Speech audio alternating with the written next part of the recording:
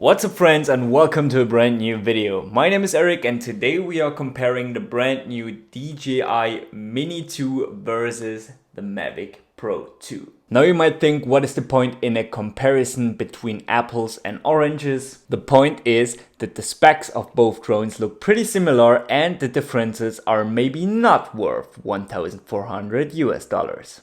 Yes, that's the difference between both Fly More combos. And if you think the Mini 4K footage can never be as good as the Pro 4K footage because of the sensor size, then decide yourself. I will now pull up shots side by side and let you guess which is the Mini and which is the Pro.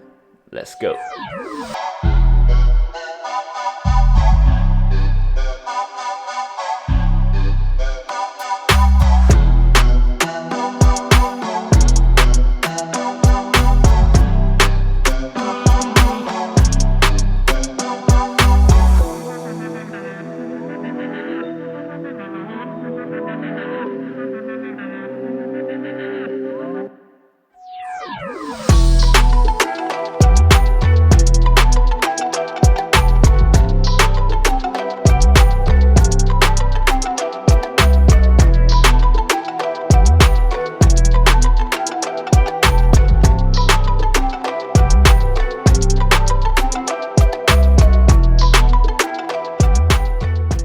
No cheating on that, let me know in the comments how many did you guess right. Now we are going to compare the range of both drones in nature and an urban environment. Since this was the biggest flaw of the previous Mini module, we are going to compare the low light capabilities of both drones and noise levels at different ISO values. Of course, the picture quality and 4K quality, the flight time of both drones, and of course the difference all around the drones itself. Now, let's start with the range test.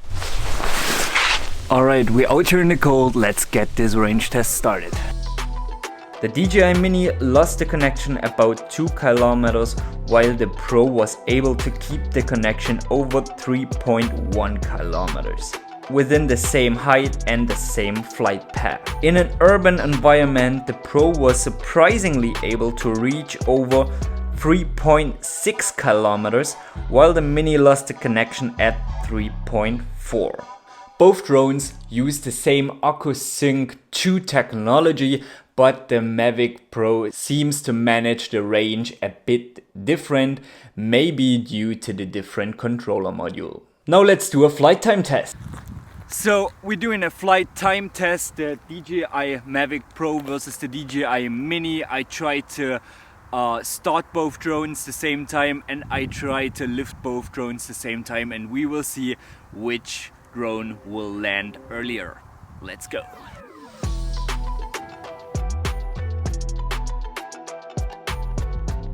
Also, the flight time is slightly different. The Mini landed at 26 minutes and 50 seconds. The Pro made it to 27 minutes and 40 seconds. Now, I was kind of surprised of that because both drones are labeled with 31 minutes and the batteries of my Mavic Pro are not new at all. Now let's have a look at the low light capabilities of both drones. The biggest difference is that the Pro has an adjustable aperture, which is a big plus on that side. We will keep the aperture at 2.8 and the shutter at 180 degrees, so at 50 when we shoot 4K 24 frames per second. With the Pro, I reached the right exposure and an ISO of 800. While we are cranking up the ISO, we are seeing noise starting at 400. On the Mini, you can see right away the footage is way darker at the base ISO. We reached the right exposure at about 1600, but the noise level ain't look too bad. When we zoom in to about 250%, you can clearly see both drones introducing a pretty high noise level at low ISO values.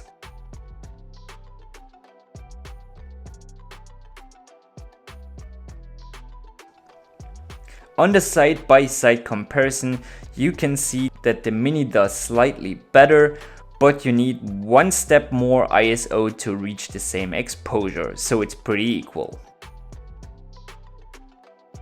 Now, the better noise performance of the Mini is probably because of the 12 megapixel the drone comes with, because the Mavic Pro comes with 20 megapixel. Now, while you looked at the footage, you definitely recognized a different focal length of the drones. The Dji Mini comes with a 24mm lens, while the Mavic Pro comes with a 28mm lens. Now, that sounds not too much, but on a side-by-side comparison, you can clearly see that the Monument looks way better in the Mini picture, even it's shot at the same place and same height. As we zoom in to about 200%, it becomes more obvious. Also, here you can see way more details in the Mavic Pro side due to the almost double megapixel. That is also happening in the 4K footage, and here you can also see the Pro has a way bigger dynamic range. Now, I still have to say I'm very impressed how capable this little drone is. Now let's talk about the drones and the controller. Unfortunately, you have to fly the Mini with the DJI Fly app. I preferred the DJI 4 Go app because now you can't change the flight parameters anymore. The controller is way bigger compared to the Pro one, and finally they upgraded the smartphone clamp system because the cable right here was pain in the ass. Unfortunately, I can't fly this drone with my iPad mini anymore because it does not fit in the holder. On the drone itself, the battery fits in that little back door right here, which unfortunately not covers the USB-C port and the card slot, so be careful with moisture when you fly. Everything is charged with a little USB-C, so you only have to carry one little charger with you. And the battery charger is also a case for the batteries and can charge your phone and your controller. Finally, I got to say the DJI Mini 2 is a very impressive tool, and due to the size and the lightweight which comes with less restrictions, this will be my go-to drone whenever I'm traveling. Now, as I said before, my name is Eric. I do tutorials and other filmmaking related stuff, so consider subscribing. Follow me on Instagram, lifted_Eric. Thanks for watching. See you guys in the next one.